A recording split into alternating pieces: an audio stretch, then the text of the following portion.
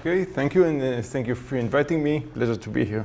Okay, so I'll talk about privacy attacks, and specifically these are, as this very long title says, it's cross-site search attacks. Now, some of you, if you're familiar with web security, may be familiar with other cross-site attacks, in particular cross-site request forgery and cross-site scripting.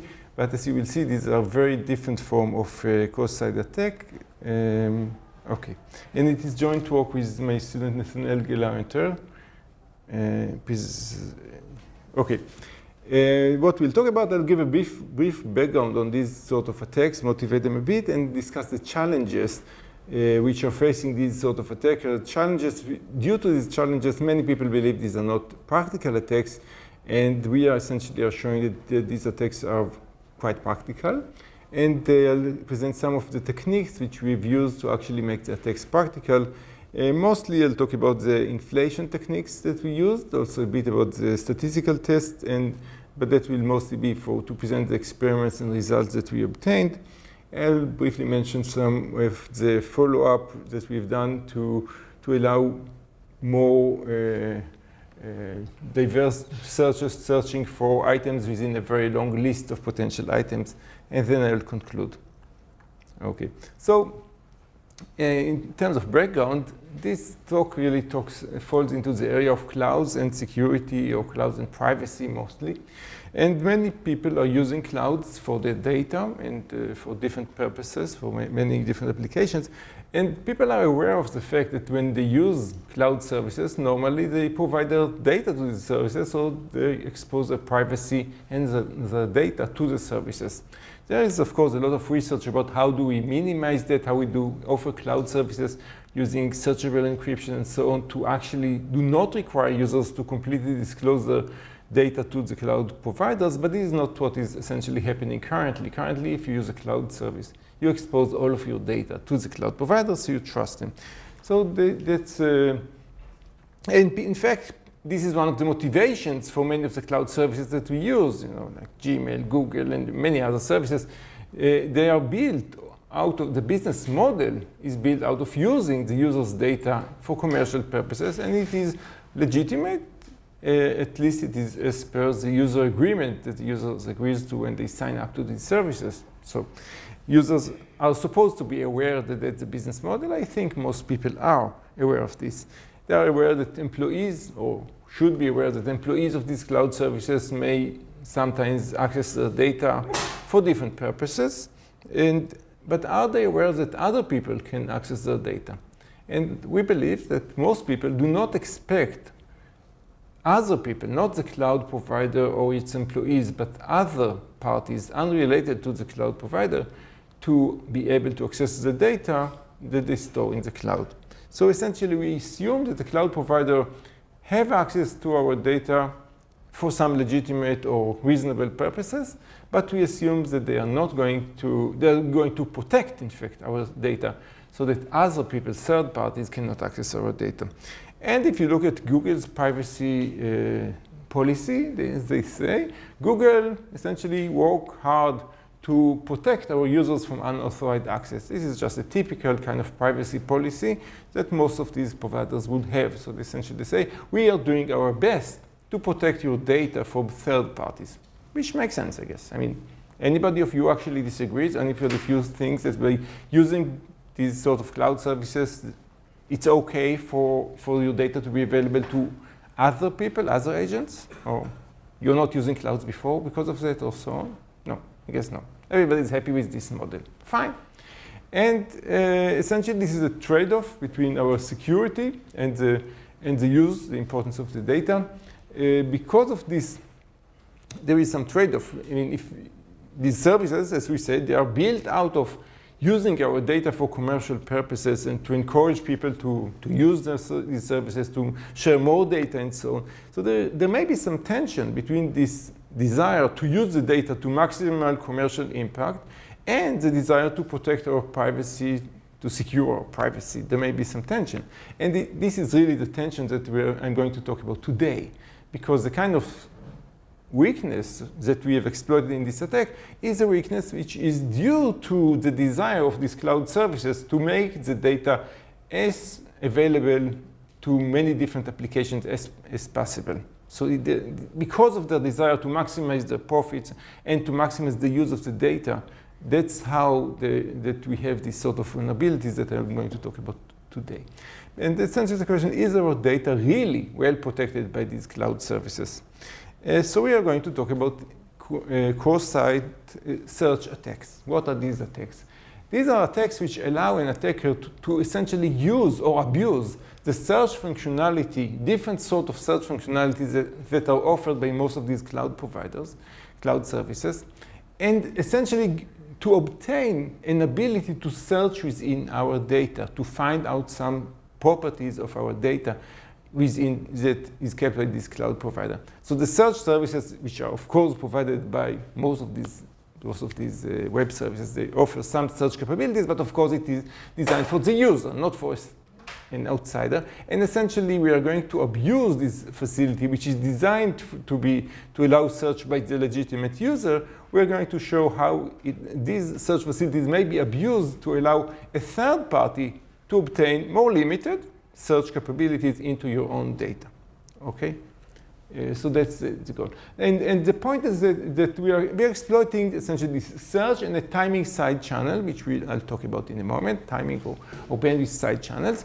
And we have shown these attacks to be actually practical. When we began these attacks, we were not aware that anybody is actually aware of these attacks, but as I will mention already here, so I'll jump to this point. When we presented our, this vulnerability to Google and to other providers, but specifically to Google actually told us, hey, we are aware of this. We are aware of this sort of attack, and they shown us some pretty obscure blog posting in which a Google employee has written about this sort of vulnerability. However, he also wrote there, and Google approach was, but this is not practical.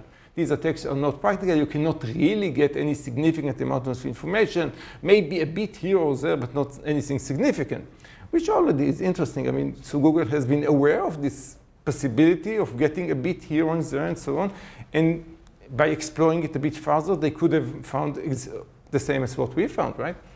But it took us some time to get them to realize that the attacks we have done are very practical and to actually do something about them. Yes, okay. With Bing, Microsoft has been easier to convince them, by the way. So we've shown these attacks to be very practical with false negatives of ranging something like between 2.6 and 11%, and false positives around similar range, and with reasonable amount of time required for the attack and so on. So the attacks are pretty practical. And we've shown these attacks against a wide variety of websites, of web services. Most important are probably Gmail and Bing, but also several others. Okay, so of course we've informed the vendors, and some of them pretty long time ago.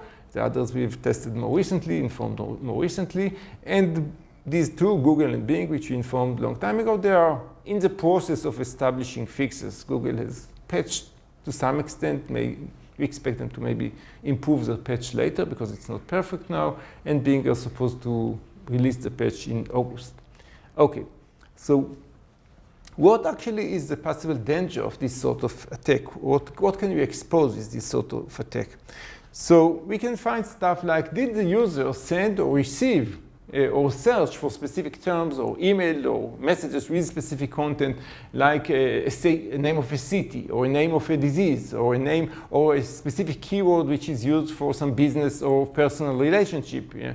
I don't think there is any point in my giving a list of kind of terms which people may find sensitive being used in their personal or professional emails, right? Or messages, or searches, or and so on. They could limit it to the subject line. They could not limit it to the subject line. They could search for, did you use any of the term, or which terms did you use from a list of candidate terms? That's what I'm going to talk towards the end. And in fact, we have this demo, which you're welcome to use, which would most likely find out your first name and quite possibly also the last name. If it's not too rare of a last name, it will find it out for you. If you forget your names, you're welcome to come to our demo and try it out.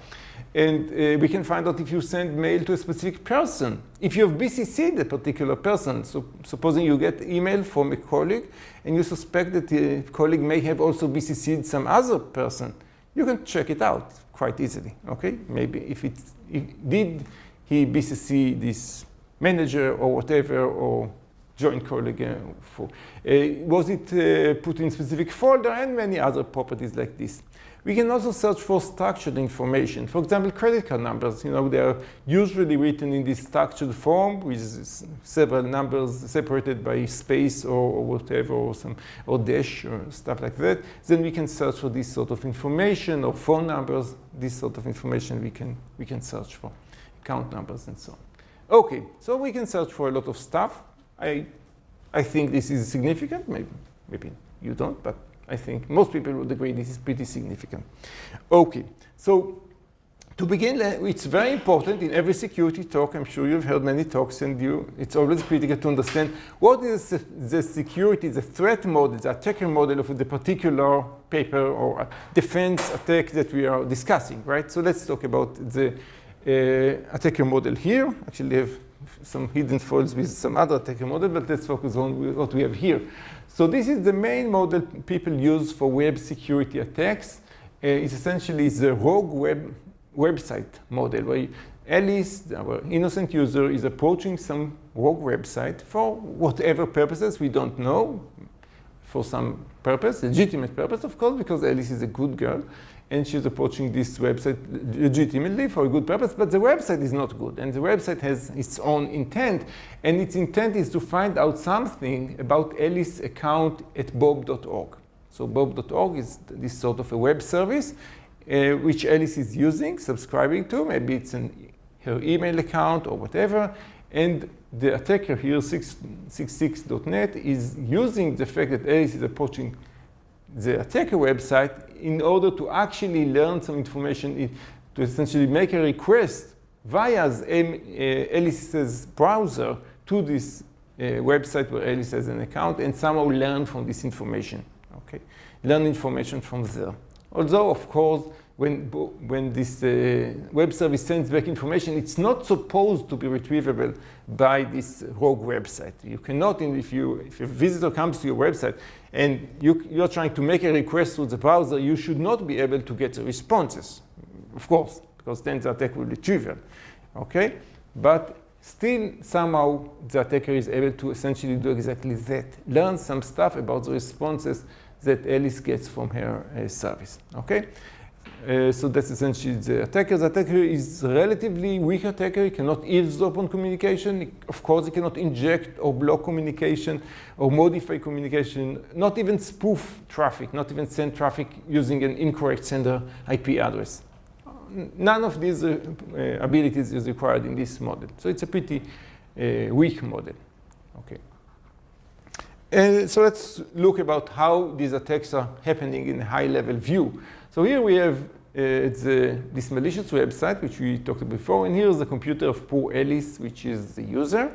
And Alice is using this malicious website, for whatever reason. And you see that what Alice is getting back, or the browser is getting back, contains, for example, does not necessarily have to be this one, but some HTML and with some request. And this request is being sent by the browser. Automatically, this request is sent to the service, in this case Gmail, service that the user, here Alice, is subscribed to, and then you get back a response. And what we can measure is the time of this response. The attacker can learn how much time did it take me to get this response back. Okay, there are different ways of doing that. To measure the time, most basic JavaScript. So you send it some JavaScript, which is sending the request, and you time the response. Okay, and what we are using the fact is that the delay can differ between if there are results or no results. For example, it may be larger when there are no results and smaller when there are results, or even actually contrary to what I wrote here, I wrote it reversed, but more likely or more often when there are no results, the response will be quicker than when there are results. Okay, and we are going to use this difference in time as a side channel to learn something essentially about each of these requests, to learn at least a bit on each of your requests. Okay, so we learn something. Let's look at a particular example, the username. Okay, so if we want to find out if the user is Alice. We see it's Alice, but the attacker does not know if it's Alice or Bob. Okay? What would the attacker do? It will compare the time when the request is, you see, the query is in sent from Bob. So if this is an email in the inbox, which was sent from Bob, so this will happen only when the user is Bob, because in Bob's outgoing mail, there's always sent by Bob. And in Alice's outgoing mail, it's always sent by Alice. So if you're doing the search and it's sent by Alice, the response will get a lot of responses. We're doing the search here and we use the incorrect name, Bob, there will be no responses. It will be empty. So we can compare the time between these two queries, the time to receive the response in these two queries, and this gives us indication if the user was Alice or Bob. That's simple. Okay? Okay, so if it's so simple, are there any challenges in doing this? It seems so simple, let's just do it and forget and go home, and we don't need any more. So there are some challenges here, and the basic challenge is that this is a very noisy environment. So the signal, this difference between the time for the response for Bob and the response for the query for Alice, the difference is not very small compared to the other differences or the other delays that we have here, networking delays, processing delays. They are usually much larger than this difference between these two queries. And they also change rather significantly. So we have a large variety of network delays and processing delays and browser processing time. And the difference between this Alice and Bob, between sending a query for Alice and Bob, is relatively small. So this is really the problem. Our signal between Alice or Bob, the correct one or the incorrect one, is small, and the noise is very large. What can we do about it with such a weak signal? It seems like we cannot almost done anything here, right? Now, an important point which we use here is that the signal, the noise here, the difference in the delay from networking delay, processing delay, and so on, usually it is not changing very quickly. So the load on the processor is changing, of course, but not very, very quickly. And the networking delays also change, but not very, very quickly. So if you look at two requests which are sent very quickly, one back to back, then the impact of all these other factors is much, much smaller. And then if we just compare the time, so we don't look at absolute values, but we compare we just look at the difference between the time of the one query and the other, and they are back to back, then the signal is much stronger, or the noise is much smaller, okay? So that's what we essentially do. It's hard to compare, just to look at the time of these two queries, to compare them, it will be very hard because of all of this noise. However, if we just look at the delta, the difference between the time, the delay of the full response minus the delay of the empty, or delay for the Alice part minus the delay for Bob, and we look just at this difference and we do them sequentially, then the signal is getting much stronger, and that helps us to essentially enables the attack. So that's critical for the attack. And in particular, to see how we can use this thing. So let's say that we are looking for some keywords or names and we want to see if they appear in messages. What we usually do is we want to compare, but we don't know what, because maybe both, if you have a list of keywords, many of these keywords may appear in messages. If we have a list of names of correspondence, many of them could appear in messages. How will we be able to know, to differentiate, to do this delta between a full one and an empty one? So one simple trick that we can use, we can have one query which we are sure cannot be a positive one. For example, we want to say if Bob is one of the people who sent email to Alice, okay, to the victim. So we're now looking for if Alice sent email to Bob. So now we're looking at in the sent, so we're seeing if Alice sent message to Bob. Okay, now we're looking, did she send to Bob a message? But we want to compare to some value which is surely not there, so we just put a sufficiently long random string which surely is not anything that Alice could have been sending to, and now we are sure this query will get not found. So if we get a significant number of results here, then we can identify, yes, Alice sent email to Bob. Okay, so that's pretty simple as well. Okay, so let's continue the challenges. So that we talked a bit about the noise. Another problem which is related to the noise is the imprecision of the measurement. If we use JavaScript to do the measurements, JavaScript is not very precise, and we get additional noise in the measurements. Actually, for now, there is a simple solution. We know we could improve on this with most browsers, because most browsers today support a performance object, which is doing measurements more precisely. We actually didn't even use that so far. So the results you'll see are still not using that. So we are still using just less precise measurement with JavaScript. Okay, but in most browsers we can do better than that, and we will. And another challenge is that the visit time, the time that the user is visiting the rogue website, the 66.net or whatever, this bad website which is attacking us, usually it will not be very long. I mean, it could be minutes, so depending on the user. Sometimes it could be significant, but we don't want to require a visit of an hour, okay, in order to learn some stuff. So we want to use a small sample size, a small number of measurements. I mean, because, okay, if you have a large amount, a lot of noise and the signal to noise ratio is not very good, then you can still, of course, just sample it out and do a lot of measurements. And yes, noise is, we all know that noise is not really a problem if you can do enough statistical measurements. The problem is we want really to be very efficient in the number of measurements in order to be able to allow a short visit to allow an attacker to learn a lot of stuff. Okay?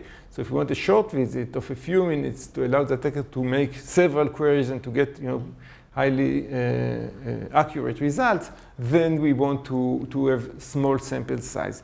And actually we had to do some work here because the non-statistical tests are usually requiring a significant number of samples. Some of them are even designed so they are not even meaningful if you don't have a significant number of samples. And we wanted to be able to use a very smaller number of samples. And so we have done some variations on statistical tests for that. Okay. Okay. So let's talk about the main tool that we use, which are inflation techniques. These are techniques we use to amplify the signal, okay, because we still have this problem of signal and noise. Now, the best way to do is somehow to get the signal stronger. Okay, so these are techniques we use to make the signal stronger, and this is really what is most crucial for the success of the attack. And then I'll talk a bit about the statistical tests and the results. Okay, inflation. So we have the idea of these inflation techniques is simple. We want to identify a special kind of search request which will allow us to increase the delta, the difference between the full and the empty, the case where there are results and rather there are no results. And essentially we have identified two kinds of inflation techniques. First are length inflating, response length inflating techniques. So these are response or queries where the response, if it is empty, it's also very short. And if it is non-empty, then it is very long or significantly longer. So the difference will be much easier than if you just send a simple query and look for the difference. These are tricks to make the difference much larger in length. And if it is different, the difference is larger in length, then we should probably be able to, there will probably be also an impact on the time to get the response, and that's what we are measuring, okay? I just mentioned here that we didn't do so far, but it's quite possible to do. Also, you look at the bandwidth side channel, the number of packets side channel, and that's what we use in other work, which I did with a different student about TCP injection attacks, and that has been very effective. And that's part of the thing we'll probably do later on. We'll also check the use of this bandwidth side channel where we can learn how many packets did you receive, and therefore how bandwidth. So that should be very useful for response inflating attack. The other trick is compute time inflating. That is, we make two queries so that one query or one result, one type of response will take much longer than the other type. So for example, if the query is correct, that is, yes, Ellie sent to Bob an email with the following subject at particular time, for instance, which is exactly the kind of queries we can make, or with the following keyword and so on. But if it is correct, it will take much longer than if it is incorrect, if there is no such response, or vice versa, of course. Okay. So this allows us to make a much stronger signal and to be able to get the results. Okay. Let's look at both of these type of tricks of these techniques.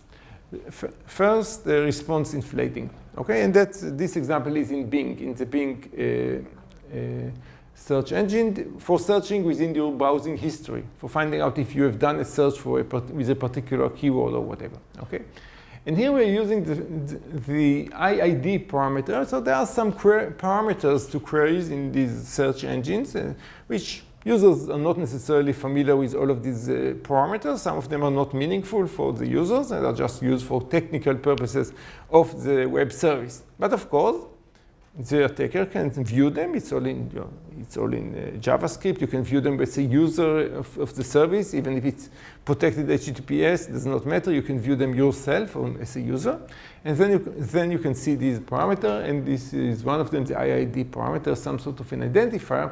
And this identifier is copied in the responses. In fact, in every response, it is copied twice. Now, the parameter is not very long. However, it turns out that if the browser is sending a long parameter, it is still working fine. In fact, we can send up to 2 kilobytes value for this parameter, and it will be copied twice in each response entry. So if you've done this search, and let's say that there were 10 responses, each of these 10 responses in the reply, in the HTML that you get, each of these 10 responses will contain twice this parameter, so in total of 40 kilobytes. 2 times 2, and then 10 times for 10 results of the search, you get 40 kilobytes. So that's already pretty significant amount that providing a pretty strong signal for us. Okay, and so here's the idea. You can see it graphically. So again, here's the victim, and the victim is contacting the website and getting back this malicious JavaScript, and then sending the challenge with this parameter and another dummy challenge. So this is the one which we are trying to check out if this is really appearing, in your search result and so on. Maybe this is some specific name of a person or city or product or whatever that we want to check if you have been searching for that. And this is this random 2 kilobyte string, and you get back for every X responses, we get 4 times this kilobyte, these X responses. Okay, so it's amplifying significantly the signal of the length of the response. Okay. And now, what happens in Gmail? So the same attack works against Gmail. Actually, the amplification works even better in Gmail because you get the search query appears twice. You get for each, you get it for every entry and 2 more for the newer and the newest and the older queries. Anyway, the maximal response can be 50. So, and the query length is not 2 kilobyte. The string length can be 8 kilobyte here, which is here is just the query length itself. However, unlike Bing, Google is using compression.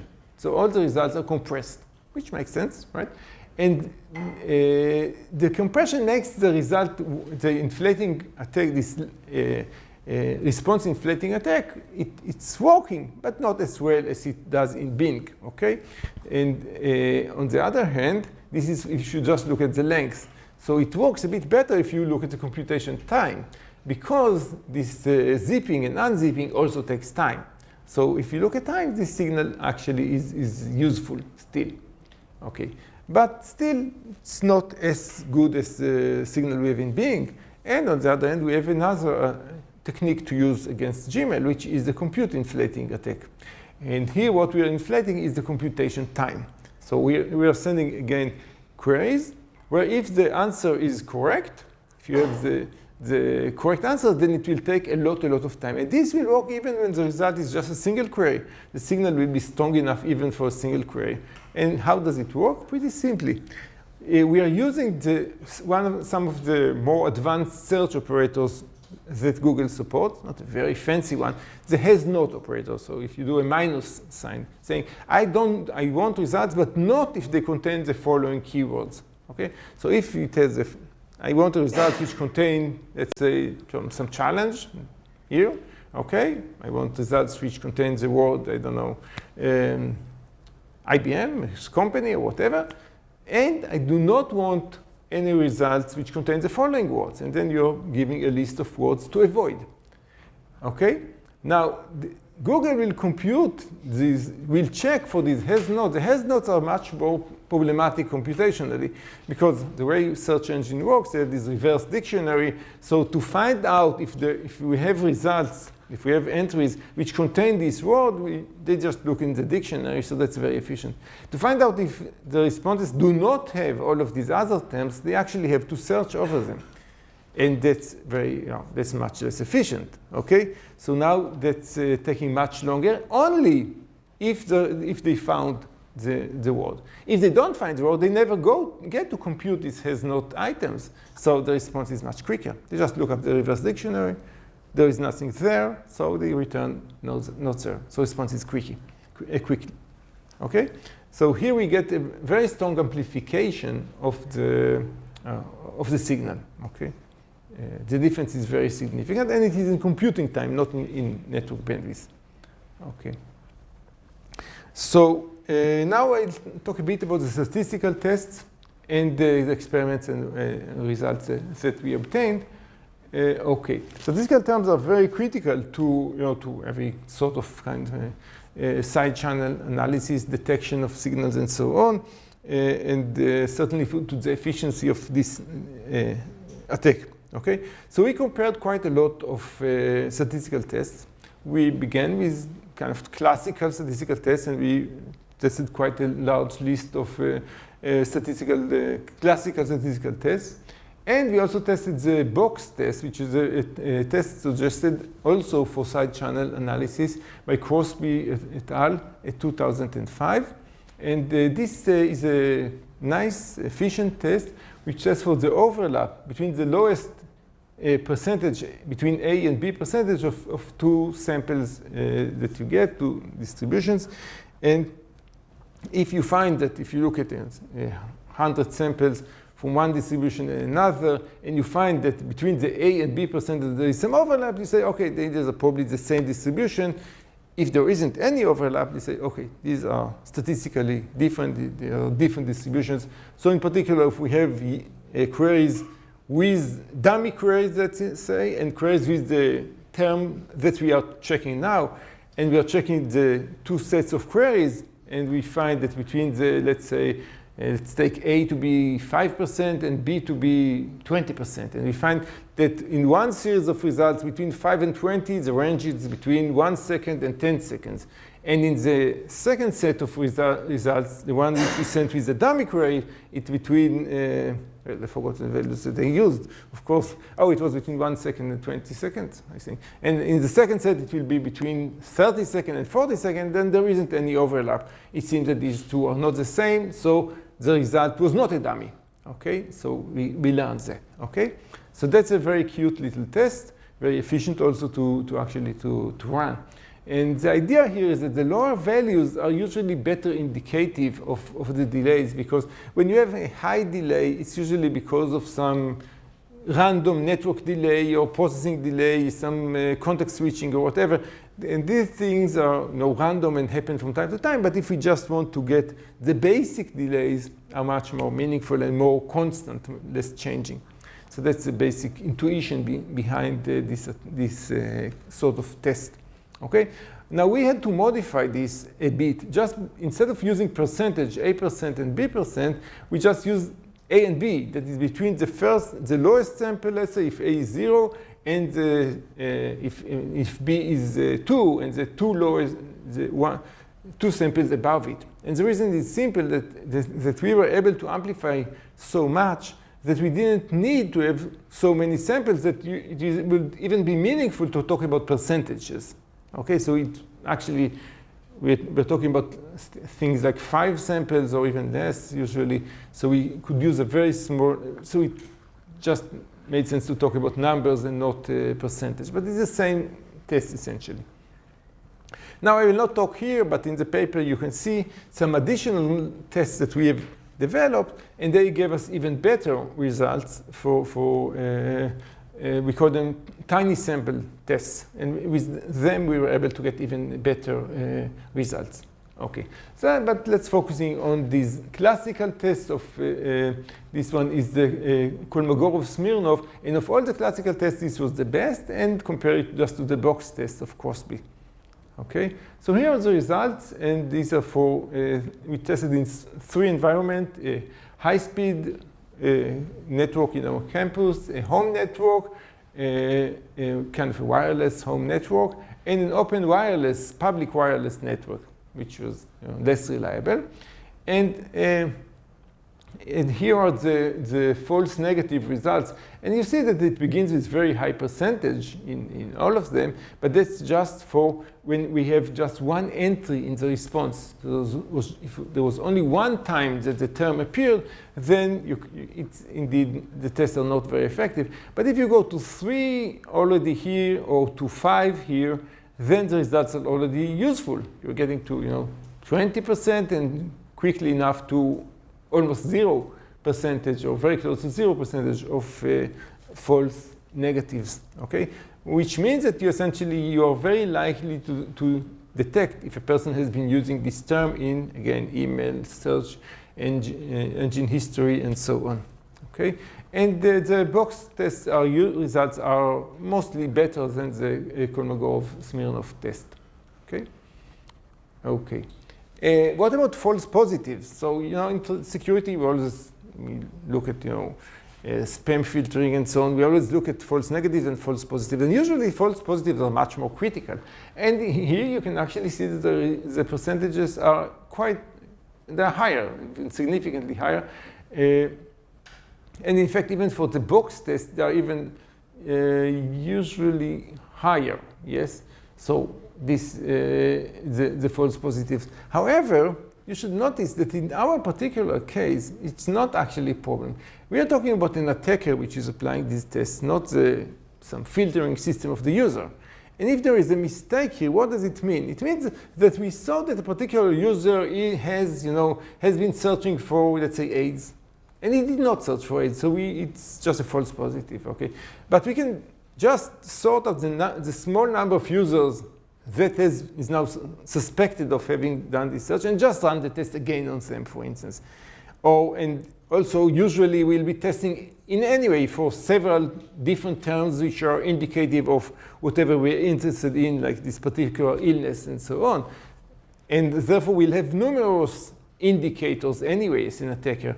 So the fact that we have a bit of false positive here is probably not very significant. In fact, I would actually say that in this particular application, false positive are less significant than the false negative. False negative, we need to screen out the people and to know, okay, these are suspects. For these suspects, we can run these additional tests and use additional measures and so on to filter out and avoid any real false positives. Okay. Okay, but actually in our test, we got lower false positives too anyway, so I'm just not presenting this stuff. Okay, just a few words about the term identification searches, because these are, I think, the most interesting searches where we have a long list of candidate terms or that we are searching which of these terms have been used. In particular, that's how we find the names. If you go to our demo and you let our demo search in you don't need to do anything, just come to our webpage, yes, and then tell us that it's okay with you, and then we do this attack on your account. We don't list anything, don't worry, you will just get the results. And then you see your name, okay? And how do we do this? Because we have this long dictionary of names, okay? And we just search for within the dictionary, no magic here, I guess. Okay, so how do we do this efficiently? We could have, of course, just looked one by one, right? We could We could look one by one. We could have this long, big set of terms, T1, T2, and et cetera, we are searching for. Naive solution, we search one by one. Take the first name, Abe, compare it to this dummy. And then take the second name and compare it to the dummy, and so on, until you find out the right name. It would work, but yeah, there are thousands of names, so that's not very efficient. Okay, what do we do to have an efficient search? Because you guys are not likely to be willing to stay in our demo site forever, unfortunately. Okay, what do? We have 3 efficient, essentially divide and conquer algorithms to do this. First, we call it multiple term identification, MTI, then an optimized multiple term identification, and then any term identification. The difference between the last one and the 2 previous ones is that these 2 previous ones are finding all the relevant terms. And the last one is, where is it, cursor? No? The last one, the any term identification, is just returning one term, which it has found, even if there are multiple terms. Then you could, however, rerun it and exclude the terms that you have found and find another term if you want. If you need 2 or 3 terms, then sometimes this is the most efficient way to use the any term identification and just run it excluding the terms that you have already found. Okay. And the basic idea for both of them is pretty simple. We are sending queries for conjunction of terms. So we are sending, okay, is this mail sent from Michael or Dan or, and here a long list of names. There is a limit. The limit is the URL limit. So the search engine essentially limits us to the maximal length of the queries that we can make. And that's what limits us. We cannot make a query which is too long. So we have to break our queries in these chunks, but still it is. So it's not exactly a classical divide and conquer because we have this limitation. So it's a divide and conquer with some limitation and some optimization, as I explained. So just a few words on each of these things. First of all, the multiple term identification, that's really a simple divide and conquer algorithm. We're giving this set of terms. Where is it a set of terms? Oh, good. We're giving the set of terms S, and let's. Okay, here. No. You don't see it. Not good. We were supposed to see it. Never mind. Okay, you're giving the set of terms S here, and we assume for simplicity that this set is broken into 2 subsets, SL and SR for left and right. So essentially, the real algorithm will, of course, break the input set into 2 sets, the left part and the right part just in the middle. Okay, not a big deal. Okay, so we get this S set of term S, and then what we do, if we are using the query to check, is there any term in S which is, we do a query with any term in S. And if we find that indeed there is, one of the terms in S appears in your email, search engine results, and so on. Okay, if we find anything there, then we return the result of applying recursively the same algorithm to the left part and to the right part. And of course, if the term is if we got a set which is only one term, and the term appears, then we know it is there, and we can just return it. Okay, so this is a very simple divide and conquer strategy, which you all know and maybe love or maybe hate, I don't know. Okay, so let's move to the second, to the optimization. So actually, I don't think I described the optimization. So there is an optimized version of that algorithm, which is doing some small tricks like, never mind, like not comparing something we already compared and not using the same dummy again and again, stuff like that. But it's just some optimizations to the basic algorithm using some special properties of this problem. And then we have the any term identification. And this algorithm, as we said, is trying to avoid, to find just one term which appears from this long list. So again, if we have this list of names, that's a good example. We just want to find one name in this list of names which appears as your sender name, because there should probably be only one name actually there. So we don't need, in this case, any dummy requests. What we are doing is we are breaking the list of candidates into groups, and we are comparing one group to the other. And only the groups which are winning, we are continuing to break them down and so on recursively. So we don't need any dummy requests. We compare the challenges, and we continue with the subsets which are more likely to match. Okay. Evaluation of these algorithms. So we took a list of 2,000 most popular names, including first and last names of the participants, and run each of the algorithm on 75 Gmail users to extract their names. Each user, of course, is using his own account in their home environment, whatever it is. Unknown connection quality setup, we don't know all of that. And the users are instructed to continue working as normal, not to just wait for our stuff, no, but actually to work normally, so we get all the noise of regular browsing and so on. And let's see what are the results. Okay, so I'm not sure if you can read everything here because I didn't do yet the necessary work to make this a bit more graphically pleasing, which I hope will be done before the conference. But if you look carefully, the bolded values are the better values here, and you can see that with here in MTI with three sample of just three samples. Okay, it's almost nothing. We get false negative of 1.3% and so on. So in general, you see the values we get for the false negatives are pretty low. Look at the bolded values, okay? And the false positives ones are also not that high, not very high. So this is very effective, and the amount of time required for this here is around 2 minutes or less. Okay, some of them are even much more effective. Okay. Okay, just a few words about defenses. So we've talked about all these attacks and so on, and the question is, can actually these companies, you see, it takes them so long to actually respond to this problem that we have pointed out to them. Is it really so complex to defend against this problem? And the real answer is that essentially it's trivial to defend against this problem, because what we're using is cross-site requests, right? They're not classical forged requests in the sense that they don't change anything in the user account or anything. The attack is not changing your balance or ordering items that you pay for and so on, which is what is called cross-site request forgery. But still, these are requests against your account, which are issued by an external website. So it is actually, it's well known, and we have very efficient tools to prevent these sort of external requests, because the same tools are what defend the websites against people buying in your name and doing stuff like that. Okay, the cross-site request forgery.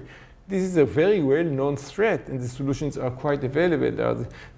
Just to mention one specific instrument that websites use, there is a header called refer and a header called origin. I'm not getting into the difference between them, but essentially these headers tell the website the request has been coming from this particular other website. So if you see that this website doing the request is not another Google website, you can just automatically say, I'm not willing to allow this cross-site request. So the only reason not to apply these tools is when you want, it's a business goal, you want to allow cross-site requests for some legitimate business reasons. Okay? So here is exactly we have this trade-off for the web service between the consumers, the user's privacy requirements, and the desire of the website to have its services bring maximal value, in particular by allowing different unidentified third parties to issue this sort of request against the user's data. Okay?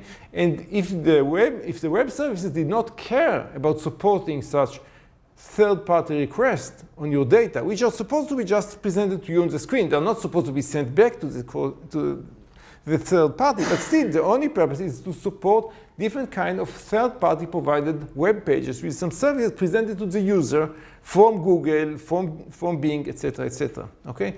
If you did not care about that at all, it's trivial. They just prevent cross-site requests, and they know very well how to do that.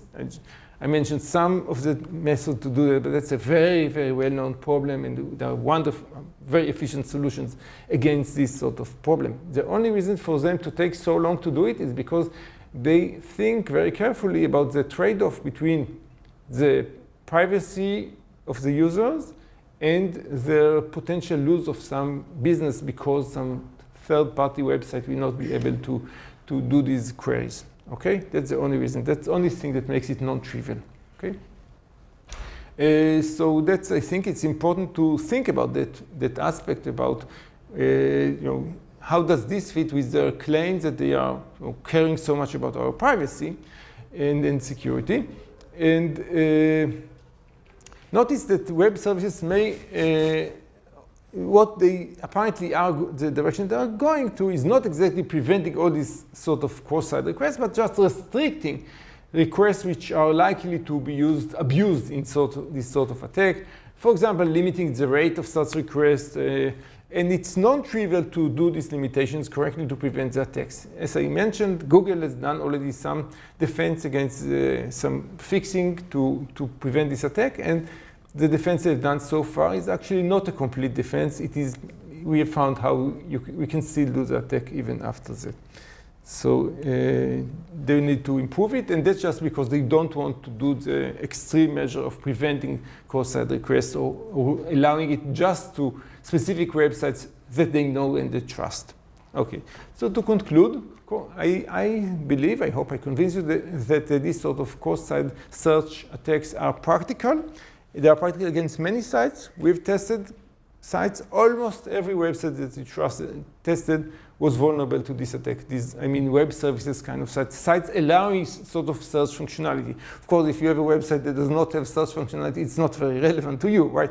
I'm talking about websites, the big websites, the web services which offer all kinds of different search services. And of course, this includes HTTPS, secure site. It has nothing to do with the question if the site is protected or not protected, okay? And the prevention is, on the one hand, easy, and on the other hand, hard. It's easy to prevent any cross-site request. That's pretty easy, well known how to do. It's hard to allow cross-site requests, but to prevent the abuse. That's much more tricky. However, it seems that this is a much more popular approach because the business objectives or the perceived potential business value of allowing such cross-site requests is deemed at higher priority than the privacy of the users. Ultimately, that's what it boils down to. And as I mentioned, the responses we got from web services were, let's say, problematic. Okay, right now I'm talking only about Google and Microsoft, and mostly Google, really. The other vendors we informed much later because we've done the experiments to test in other websites only much later. So we informed them more recently, so I cannot yet complain. However, what they did is they only restricted the cross-site requests. They did not prevent them, not even temporarily until we have a fix or anything, just they did not do this. And they did it imperfectly and slowly. In fact, as I said, Bing has not yet deployed it. Google deployed, but what they deployed so far is not really perfect, not really sufficient. Okay, so raises the question, do they really care so much about the user privacy? Okay, that's it. Thank you very much. Any questions?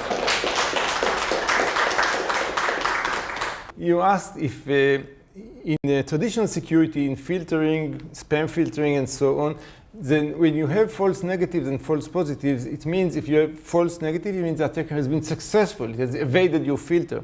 If you have false positive, it's problematic against for the defense because it means that some legitimate user was not able to get services, so some legitimate website was blocked, etc., etc. But when you ask what is the situation here, correct? Okay. So the answer here, this is kind of a tool for attacker. It's an attack tool. And therefore here, the false positive and false negative are from the perspective of the attacker. And if we have false negative, it means that the attacker is trying to identify users which have some sickness or going to some city or whatever it's trying to learn from commercial or blackmailing reason or whatever, right? And although the user falls under the group of, let's say, having searched for AIDS, for the word AIDS, okay? The attacker will not identify this because this is a false negative. And false positive means that although the user did not search for AIDS, then the attacker will still get indications if the user has. And the reason, and as I mentioned in the presentation, I also worked a lot in the area of spam detection and so on, so it's one is to be very careful. This situation is very different here. In particular, false positives here are much less significant. In all the filtering work, we are actually targeting very, very low false positive rate, depending on the exact specific case. Is it intrusion detection or is it spam filtering and so on? But even in spam filtering, we allow very low false positive rate because this means email that is lost, legitimate email that is lost, or a website, legitimate website which is blocked. This is very bad.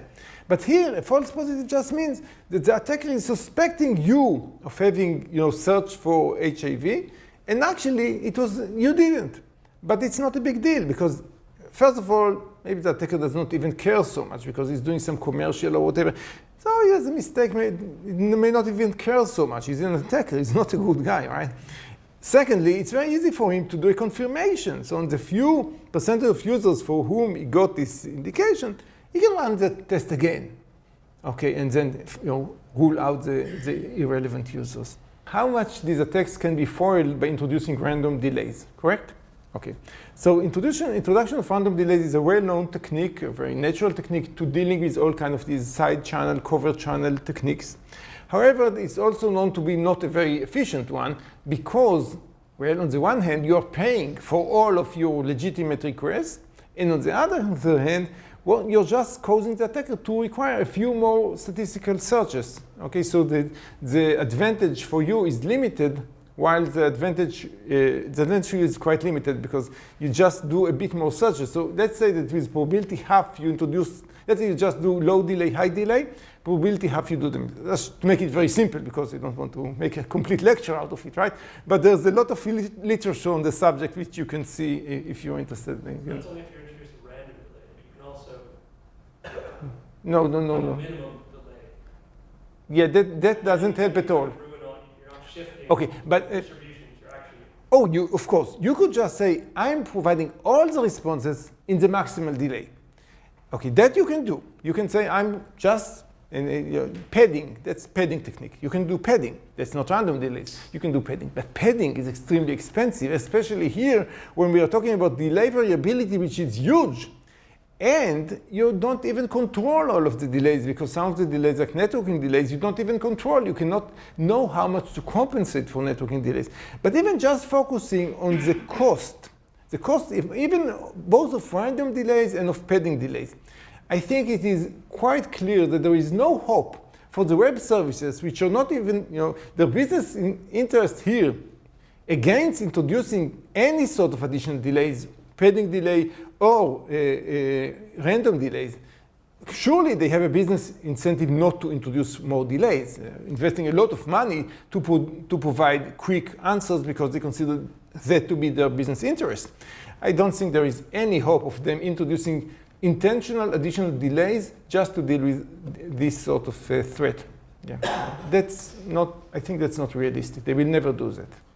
So if I understand correctly, you're asking, could it be a defense strategy for the website that we look at some properties of the request, say, okay, this begins to be suspicious activity. So now I'll introduce some delays. So I'll respond with some padding delay, like was suggested before, or random delays to make the attack less feasible, but I'll do it only after detecting, let's say, a certain number of requests. Yeah, that should be a very reasonable strategy to defend. I agree. Yeah. Okay, I'm afraid we're out of time, so let's thank you. Thank you. Thank you very much.